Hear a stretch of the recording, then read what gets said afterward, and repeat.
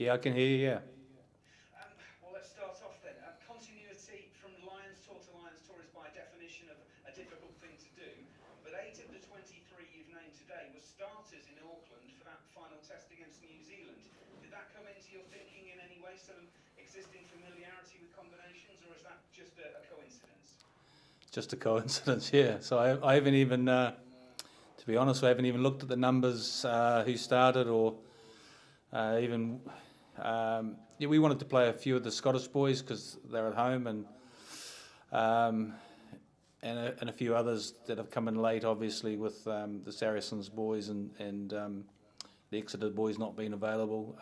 That does change the makeup of the side a little bit. So, yeah, it wasn't really thinking about too much about the players and the combinations and where they come from. It's just the players that have been available to the last couple of weeks and putting out, what we think is a strong side that can do a job for us.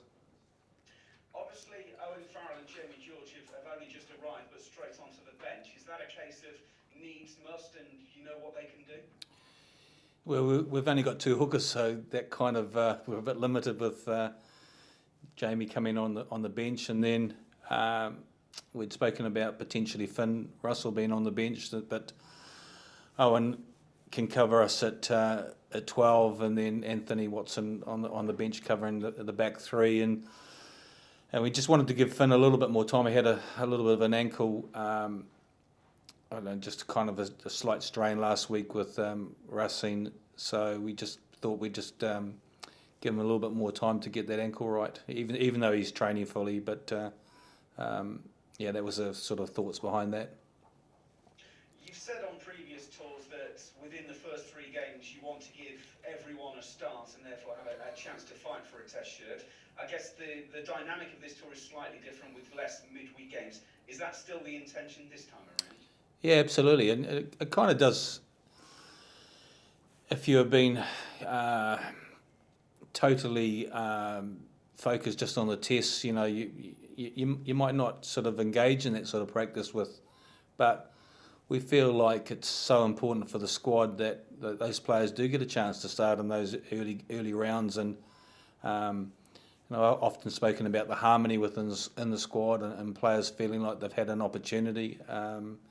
So yeah, from that point of view, we think it's really important, and as an ex-player, you would understand that if you do start in one of those opening games, 2 or 3 games, then you feel like you've put yourself in the shop window to give yourself a chance maybe of impressing if you play well or the team plays well, and giving yourself an opportunity for potentially test selection for the starting 15 or the 23. So that's very much behind our thinking. We want everyone to definitely feel like they're a part of it and getting an opportunity. The last time you played a warm-up type game was the Barbarians in Hong Kong, of course, before going on to Australia.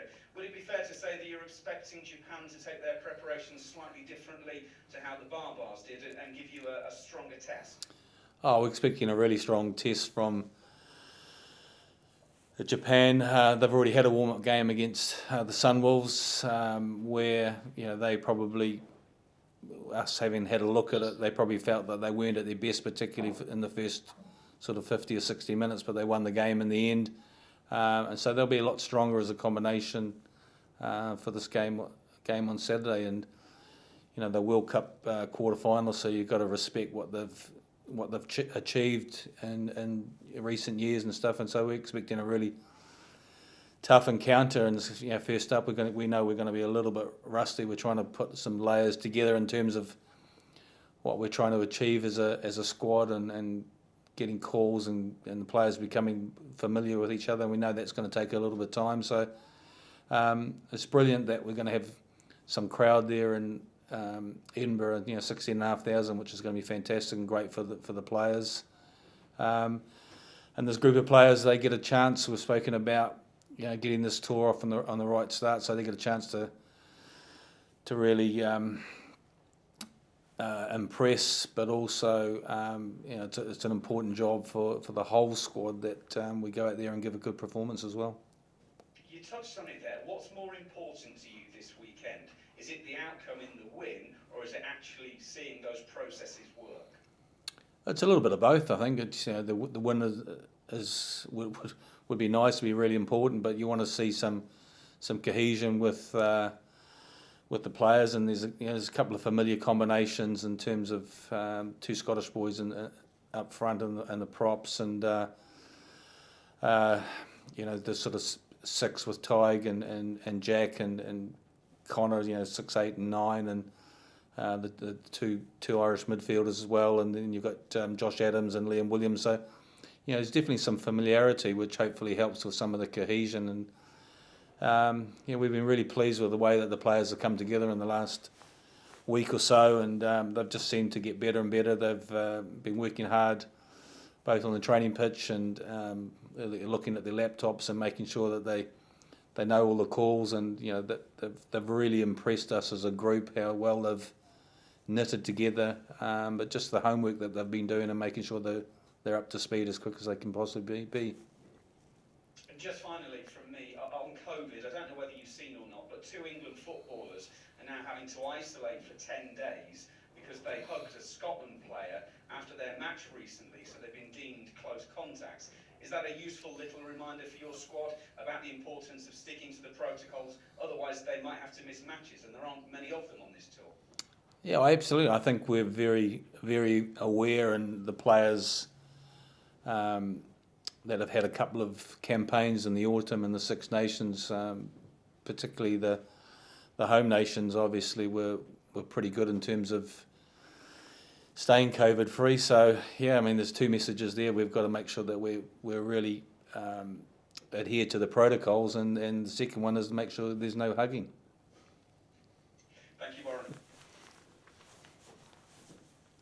Warren, a fair few of these players you wouldn't have worked with much before. Has there been anyone in particular that you've been surprised by, really impressed by, and you particularly enjoyed coaching over the past couple of weeks in Jersey?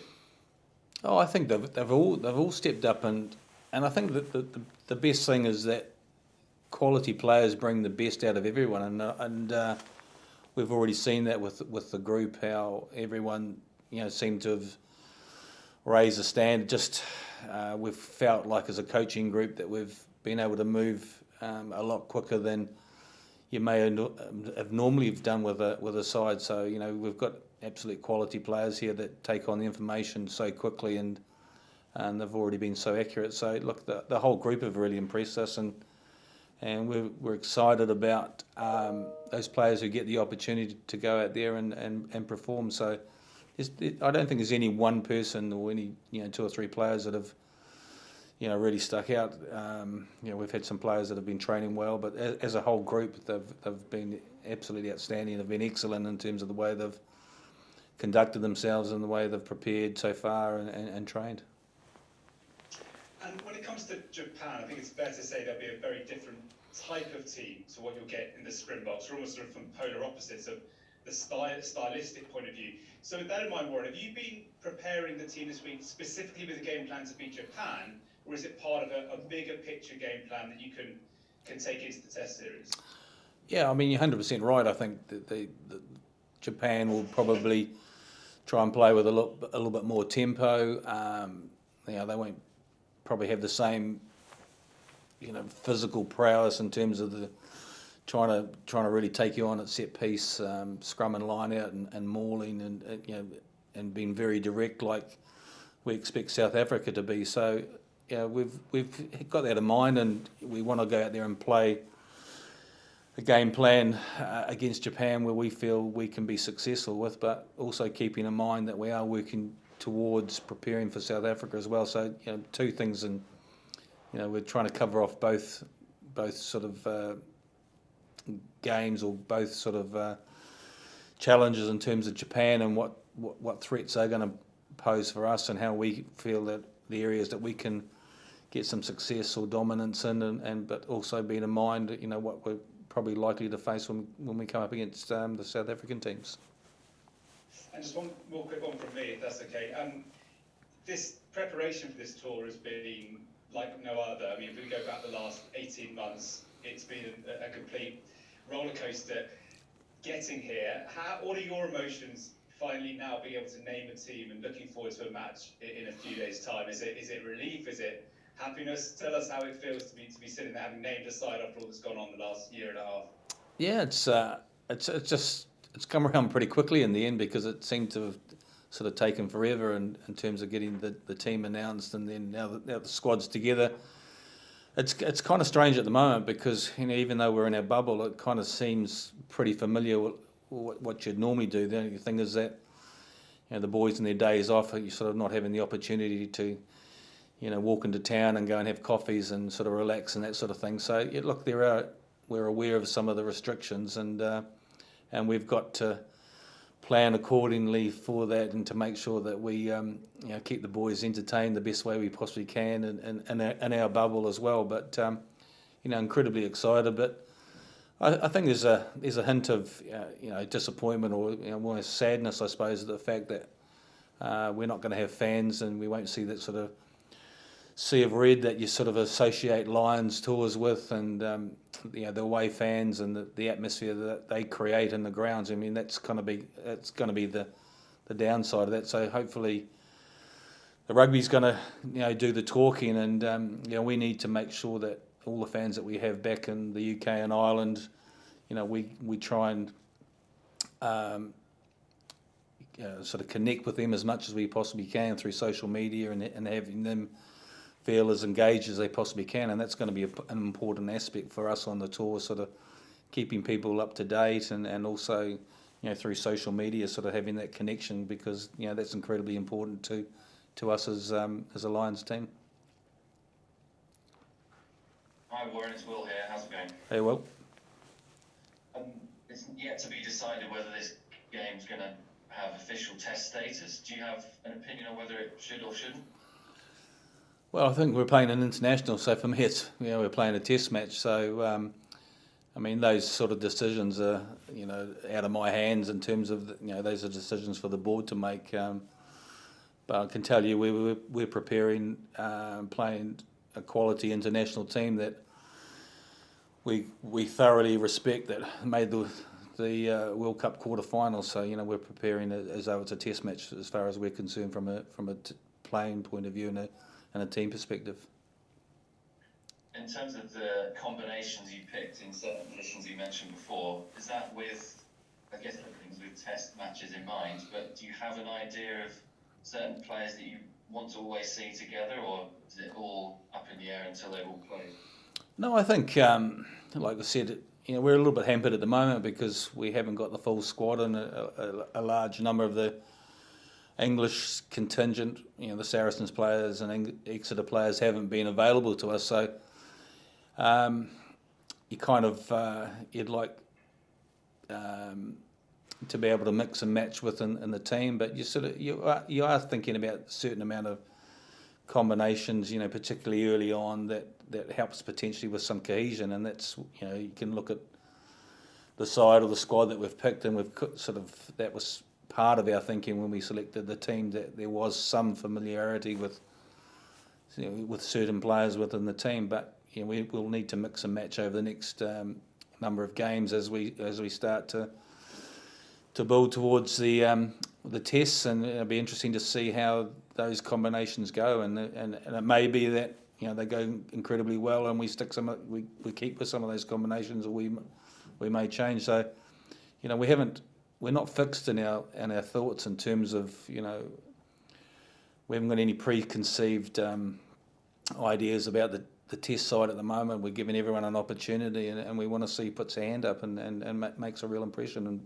players that play well, we'll get that chance, and the door's never closed for anyone, and that was definitely the message in 2017, even before the first test. We said to the players who'd played against the Chiefs on the Tuesday that we hadn't selected the side, and there was still an opportunity for players to get selected in the test side, and a couple of those players put their hand up against the Chiefs that night and were selected in the test side and in the test 23 as well. So it's trying to be clear in our thoughts, but also not being closed off to the possibilities that we feel like we've picked some real quality men, some great players, and everyone's going to get their chance, and someone's going to come through that a lot of people may not expect, and I think that's the exciting part from the coaching aspect, that we're not fixed on who we think is going to be making the testing. Hi Warren, Bundy and Robbie obviously know each other very well. What are you looking to see from them specifically as a duo? Yeah, I think that combination, obviously it goes back to the Connacht days, that we call them the two Connacht lads coming together, and I think they're obviously great mates as well, so that kind of helps. And a lot of people sort of see Bundy as being someone, and we know he's capable of getting the ball across the game line, but he's got a lot more than just that to offer. He's got some real rugby skill and some great footwork and a passing and offloading game. So, we're expecting some real quality rugby out of both of those two. I mean, I thought he was the outstanding midfielder in the Six Nations. He's great in the air. Seeing him develop and improve and mature from 4 years ago, that's been probably one of the biggest highlights for me, just in terms of that, he's developed into an absolute world-class midfielder, and we're expecting a lot from both of those, and I think they're expecting a lot from themselves as well. Warren, Alex from the Mirror. Good afternoon. Alex, how you doing? Very well, thank you. Very well. Just a question on the Saracens players, if I may, Warren. They appear to be slightly undercooked in the Six Nations. Mark McCall said 3 or 4 weeks ago the Lions have nothing to worry about. They'll be absolutely spot on by the time they come to you. Is that your understanding of their position? Is that what you're expecting? The fact that you've got Owen and Jamie on the bench immediately suggests that probably is the case. Yeah, well, I mean, the Saracens boys trained this morning, and I can say their enthusiasm was great, and I thought Elliot Daly looked excellent in training today, and Murrow was his usual vocal self, and really brought a lot of energy to training as well, and Owen looked sharp too. So from what I saw in training today with the Sarries boys, they fitted in extremely well. The thing with them is they've got the experience. I mean, they're all Lions players from the last tour, so it was pretty seamless in terms of them fitting back in, and also knowing familiar faces from players that toured in 2017 as well. So, yeah, all I can say is that we were very, very happy with them this morning, the way they trained, and then this afternoon we'll see how things go as well. So but the proof is in the pudding. The proof will be seen when they play. I mean, a lot was made of the Six Nations that they looked a little bit underdone, and that's probably a fair enough criticism of some of those players. But we've got some time together with them, a number of weeks, that we know if anyone is a little bit short of doing a few things, we feel like we can get them up to speed. They were up at 7 o'clock this morning doing some altitude training and that, so they've had a pretty full day already, and then hopefully we have a good session this afternoon. How big a personality is Owen Farrell in this squad? Yeah. I've spoken to Owen and just sort of said, he's interesting. Probably the chat was that it wasn't the greatest Six Nations, but we've picked him on the leadership that he can bring and experience he can bring to the group. He's a fantastic competitor. What he's achieved already in the game and the success he's had in the game, I think, speaks for itself. And one of the things that we did in the administration day, I asked the players all to vote and pick a leadership group. And we've done that, and I thought it was interesting that he ended up with the most votes out of anyone in the leadership group. So I think that sort of speaks volumes for the respect that he's held by the other players in the group, not just the England players, but a number of other players too. So look, I think knowing him as a competitor, he'll go out and make the most of his opportunities, and expecting him to have a great tour. Thanks, Warren. Hey, Warren. how you doing? Can I just ask about Ty Byrne? Are you also viewing him as a second row or just at 6? And given that he wasn't starting for Ireland, I suppose, a year ago, how impressed have you been with his rise? Yeah, look, he's been very, very good. We're probably at the stage looking at him as a back rower. We know he can cover the second row, but I spoke to him the other day about, what's your point of difference, and he knew straight away what his point of difference is. And his point of difference is his ability at the breakdown and turnovers, and the amount of turnovers that he creates in a game is pretty special for a player. And we're looking for players, for them to think about what their points of difference is, and for Tig, that definitely is a big part of his game, and the amount of turnovers he's able to create, and those sort of things can change a game, and you need players like that to be able to have an impact in a match, and he's able to do that, and hopefully in the weekend he gets a chance to demonstrate some of those abilities that he has. Thanks. Hi, it's Khan from Japan. Watching the Japanese game against Samoas, is there any change of impressions from Rugby World Cup 2019? Particularly, we didn't have the big quick runner Kenki Fukuoka. Is that any influence to you? I don't think. I think Japan in that game didn't show everything that they've got. I think it was their first warm-up game, so there were certain things that they were probably focusing on. They probably kicked a little bit more than they may normally do in certain games. So, and they looked a little bit rusty, particularly in the first half, and then were able to finish on top and win the game. So, like we're expecting them to be, very, very tough on Saturday, and a lot stronger than they probably were against the Sunwolves. Thank you very much. Hey Warren, Owen Slots here.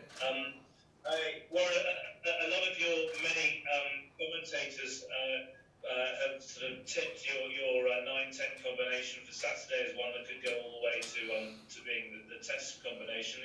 Do you see this as a trial run for something like that, or what are you hoping to see from those two?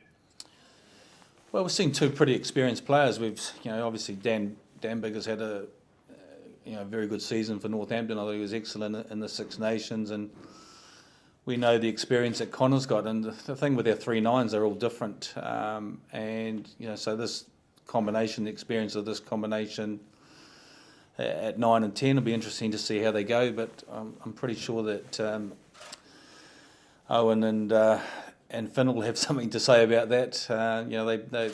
They've got different strengths as well, so and they'll get their opportunity. But there's a chance for, I suppose, when you go out in the first game, you're trying to make the most of it, and the guys that you're playing around, you want to bring them in together, whether it's the loose forwards, the second row, the front rows. You want to create a combination or a connection as quickly as you possibly can, so that not just you play well, but hopefully the guys inside and outside you play well, and if that happens, then it has an impact and it has an impression on the coaching staff. So I'm sure that both Connor and Dan are very aware of that. They get the first chance and the first opportunity together to go out and impress. Thank you. Hi Warren, Alistair Reid here. You said at the start that the venue had been an influence in your selection of 4 Scots. Could you talk a little bit more about that, and what your thinking was there? And also, if you could go through the 4 guys, Xander, Rory, Duhan, Hamish, what do they bring to the party? Well, I think if you're playing in Scotland, you kind of want to have a reasonable representation of Scottish players, and we. So from that aspect, we've got Ali there as well, and then we did talk about Finn and Chris potentially being on the bench, and so for those players, I think it's important they get a chance to play in Murrayfield, and they get a chance to play in front of their home fans and family, and kind of that. There was a bit of a motivation in terms of having that Scottish representation, and I think it's for me as a player, I would love that chance to play at home in front of friends and family and local fans as well if I was given that chance. So look, they've fitted in well. I mean, Hamish has been Six Nations player of the year, and I think his performances during the Six Nations speak for themselves. And then with Duan, he offers us something different. He's top try scorer in the Six Nations. He's big for a winger. He's 110 kilograms. So he gets some go forward, but it's not just his power in terms of taking the ball forward. He's got some great footwork. He's quick, and he's got that ability to finish off and score tries. So, and the two front rowers, we were impressed with the way the Scottish scrum operated, during the Six Nations, and Rory is incredibly explosive and powerful, and has had a good Six Nations, and Xander's done a great job in the tight head as well. So it's a great chance for those Scottish players to go out there and, like I said, have that opportunity at home and in front of those fans and family members. Just ask a quick supplementary. Rory hasn't played for quite a long time. You comfortable with his fitness and his readiness and he's over his injury? Yeah, we kept a close eye on that shoulder injury, and he could have played for Edinburgh, but we said we didn't feel that we needed him to do that to show his fitness. He was ready, but without just giving him a little bit more time. And he loves being in the gym and stuff, and we know how powerful and strong he is. So we're not too worried about his fitness, and kind of it's going out there and doing his job. And if he's lacking a little bit of game time, then we've got Wyn Jones to come off the bench, and I'm sure that hopefully the whole of the 23 will get some game time as well. So.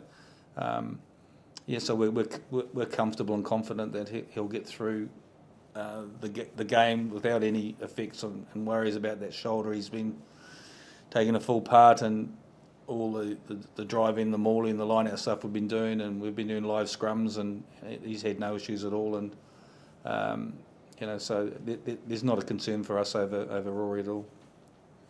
That's great, thank you. Well, let's ask who else is on that leadership group, please. What's that?